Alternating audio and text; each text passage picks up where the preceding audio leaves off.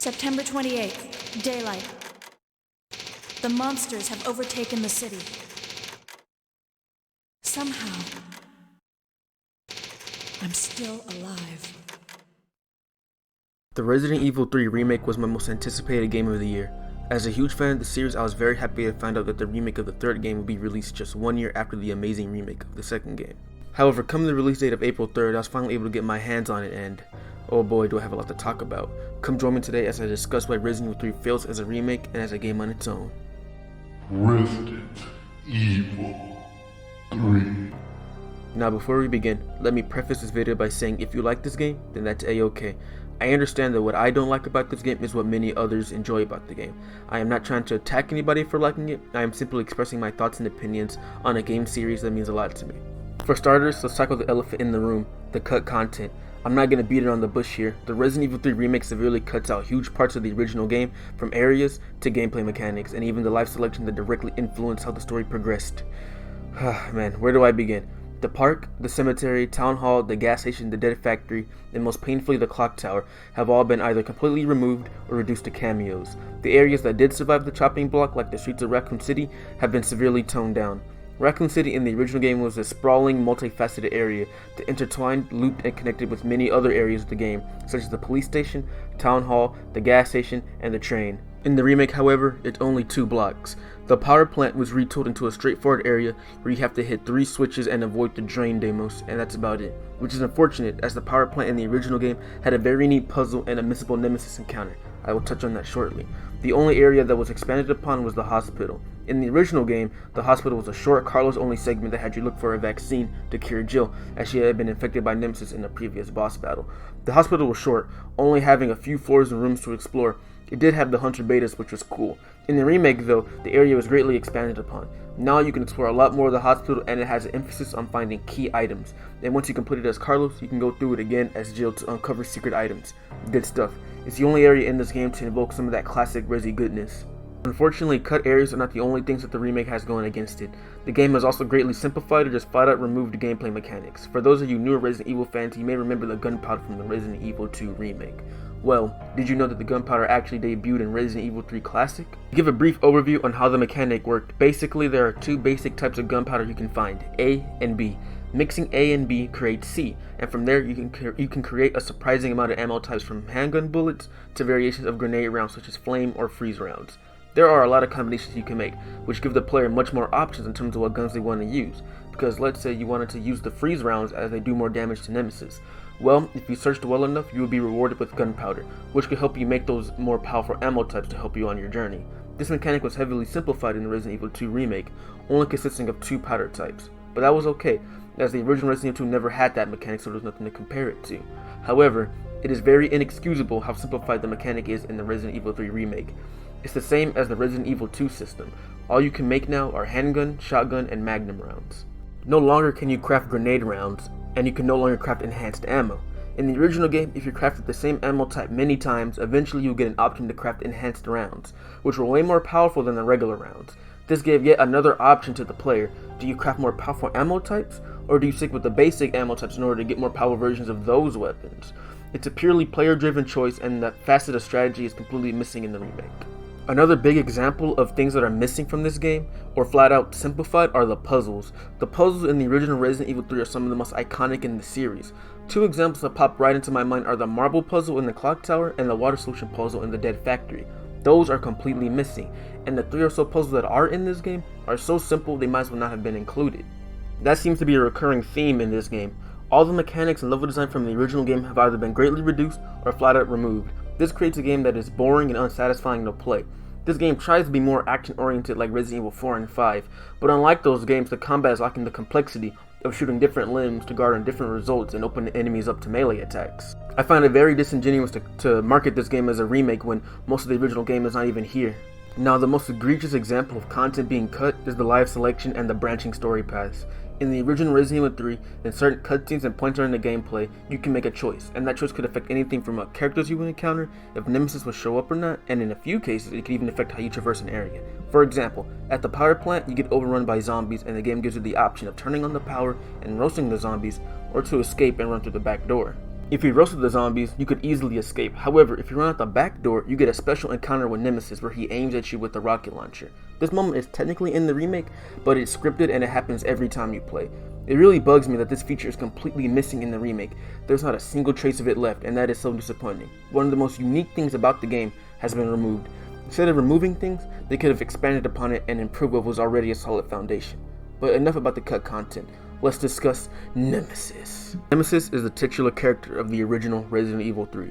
He was ruthless and would chase the player down on many occasions. He was tough, but he could be taken down for extra items, such as gun upgrades. What made Nemesis so terrifying was that he could appear randomly during gameplay. You would be just on your way, and boom, there he is chasing you down. Good luck. After seeing Mr. X in the remake, I was very excited to see what Nemesis would be like in the remake. And unfortunately, he wasn't done justice. Nemesis in this game is mainly regulated to scripted sequences that require minimal input from the player. For example, the absolutely terrible opening section of this game. Nemesis breaks into Jill's apartment, throws around a bit, and then you are in a scripted sequence where all you have to do is hold forward. There is no terror, there is no agency, it's just scripted nonsense. There are also Resident Evil 6 style QTEs, which are just absolutely laughable.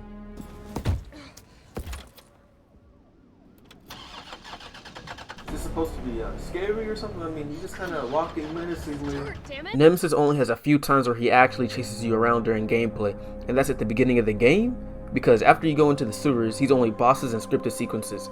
Not only that, but on standard and hardcore mode, the Nemesis is an actual chump. In the original game, he was a very tough opponent to beat, but in doing so, you will be rewarded with items such as gun parts and first aid boxes.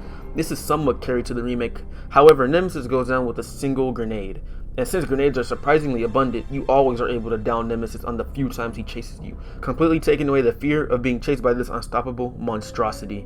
Nemesis as a whole doesn't feel like much of a presence in the remake. He rarely shows up, while in the original he was always on your ass, chasing you around or just generally being a problem. In this game, he's present during the beginning, and then he disappears for a big chunk of the midsection, only appearing again near the end of the game. It's very disappointing. Maybe that's why the game is just called Resident Evil 3, and not Resident Evil 3 Nemesis. The gameplay is okay. It's the same gameplay from the Resident Evil 2 remake, but it's more focused on action. The extremely detailed dismemberment from the 2 make doesn't return here. Instead, enemy limbs just kind of blow up, but that's not too bad. The zombies in this game are less tanky than they are in the 2 make.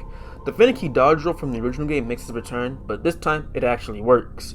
The dodge is mapped to a separate button, and if you dodge at the right time, Jill does this badass roll followed by bullet time, allowing you to get some good damage on your enemies. While the gameplay is mostly good, there is one thing that bugs me. Sometimes during boss fights the camera is extremely zoomed in, and this causes problems because the boss fights feature Nemesis running around you really fast, and it's disorienting to have a camera so zoomed in while you're trying to track the boss.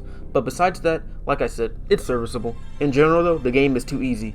And yes, I know Inferno and Nightmare mode exists. While I do like the fact that items and enemy placements get mixed around, and Nemesis takes more than one grenade to down, the changes to the enemy AI cause some unfair difficulty, such as the final boss in Inferno mode stun locking you to death. That's not fun, it's just frustrating. And plus, those modes are unlockables. The default modes which you have to get through to unlock those modes are very easy. Standard and hardcore provide no challenge to the player. The enemies are weak, the ammo is very plentiful, and Nemesis is a joke. On my first playthrough of the game, my only deaths were to the insta-kill enemies like the hunters. The original game, in my opinion, was the toughest out of the classic trilogy. Nemesis was a challenge, and the enemies were plentiful and tough in their own right. I feel like since Resident Evil 2 gave a lot of people trouble, Capcom felt the need to nerf the game's difficulty so a casual audience could get into it. However, by doing so, they have made the game boring to play. Because there is no challenge, you can play this game on autopilot without even having to worry about ammo, health, or resources. Yet again, the game feels very toned down from the original and even the previous installments. I think that does it for gameplay grievances. Now it's time for my issues with the plot and the characters. The first thing that rubbed me the wrong way was how they handled Brad Vickers' death. In the original, Brad Vickers was killed by Nemesis in a very iconic cutscene. However, in the remake, he dies like a random NPC, just being bitten by a zombie. I do not understand why this change was made, as Brad is still turned into a zombie as seen in the Resident Evil 2 classic, so having him get bitten by a zombie is a needless change. Another issue I have is with the characterization of Jill. She is a completely different character in this game. I get that they're trying to make her gritty and realistic, but not gonna lie, her excessive use of cursing is just kinda cringe. They try to spice her up by giving her PTSD from the mansion incident, but that only really is brought up twice in the story, once at the beginning and the second time during the hospital. They removed a lot of the charm Jill had in the original game. She just isn't the same. No longer is she the justice-driven survivor, now she is just generic strong female protagonist. Not even Claire was butchered to this extent. But whatever, Capcom is clearly going for a new tone, different from the originals. That's fine, I guess, but it's just not for me. Nikolai also has had his entire character changed. Instead of being this cold, calculating villain, he's now this extremely cheesy villain that only talks about money, money, money. He has this weird thing about telling Jill she is weak or something, but it doesn't really go anywhere. Carlos is pretty good actually. He retains his smug attitude from the original game, so no complaints from me. He's very entertaining. Sucks he doesn't have his accent though. Besides those four, everyone else is meh. Tyrell is cool. I like that he has a bigger role, and Mikhail is alright. His death scene's pretty legendary. The police station visit was a missed opportunity because Carlos went instead of Jill, so that Nemesis encounter was scrapped, but all in all, there's really not much to say about the plot. It's generally uninteresting as compared to the original game. In conclusion, the Resident Evil 3 remake is a disappointing experience. The gameplay and level design is sorely lacking, the plot and characters are less interesting, and the amount of cut content is just appalling. I genuinely feel like I was scammed by Capcom. I was promised a remake of one of my favorite games, and instead, I got a soulless cash grab that only has a superficial resemblance to the game it's named after. I love this series, I really do, but the way Capcom has treated the titles that started this franchise really annoys me. There have been rumors of a Resident Evil 4 remake in the works, and instead of wondering how great it can be, all I can think of is, hopefully it's not as bad as Resident Evil 3.